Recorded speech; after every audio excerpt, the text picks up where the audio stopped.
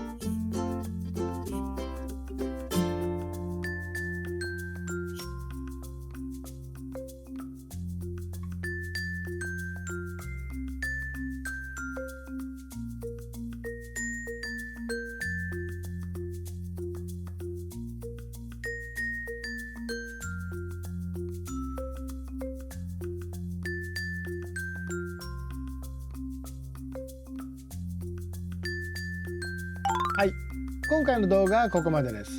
今日の内容が皆さんのお役に立てば最高です。よろしかったら高評価、チャンネル登録よろしくお願いします。また、メンバーシップも始めましたので、よろしかったらご参加ください。ユーデミーのコースもありますから、そちらもよろしくお願いします。それではまた、さよなら、バイバイ。